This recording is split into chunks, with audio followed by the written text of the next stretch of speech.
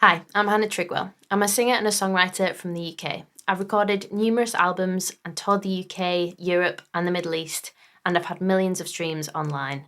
And it's hard to say all that without feeling like a bit of a douchebag. But here we are. I've never had a single singing lesson, and I've learned everything I know from the internet and from watching my favourite artists perform on tour. So I wanted to bring together some of the main lessons that I've learned along the way and offer some useful tips on what you can do to practice and improve your singing voice at home. Firstly, it's important to remember that your voice is a part of your body, so it's affected by the surrounding muscles. And this is why posture and vocal exercises are key to keeping a voice healthy and strong. When singing, ideally, you should be stood up with your feet shoulder width apart.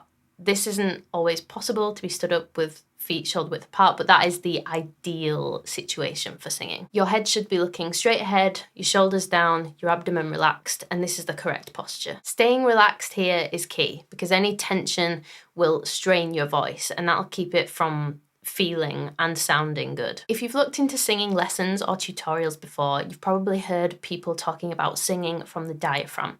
Your diaphragm is a large dome-shaped muscle that sits just below your lungs. It holds the air in your lungs and gives you control over the air supplied to your vocal cords when you sing. When singing, it's important to train yourself to fill up with air horizontally, this way,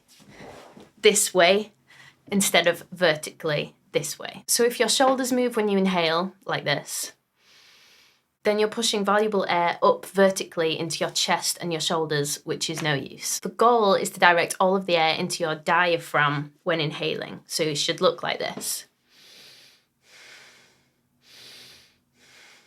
instead of this. To practice this, be conscious of where your air is coming from through the day. Are your shoulders rising when you inhale? Or is your tummy or your diaphragm inflating when you inhale?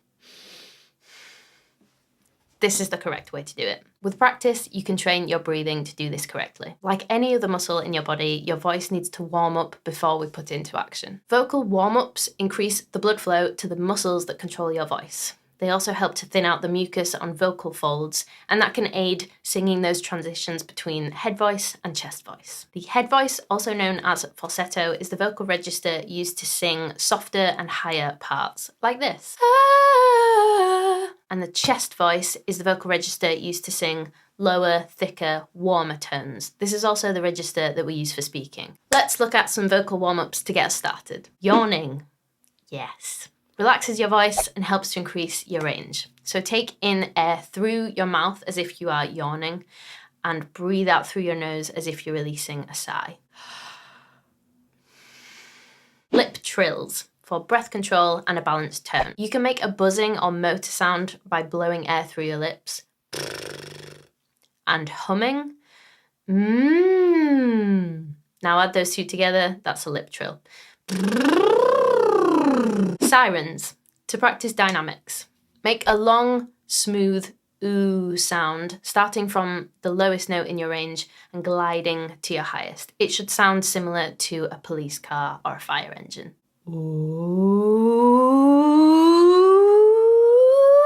It's important to remember never to strain your voice and force it to do something that it just doesn't want to do. This will strain your voice and it'll slow down your progress. Usually if something feels like it's straining here, it is. To keep your vocal cords healthy, pay attention to your nutrition and your health in general. This means eating well, staying fit, sleeping well, avoiding smoking, and staying hydrated. It's also important to know when to rest your voice. So like other muscles in our body, our vocal cords can get tired too.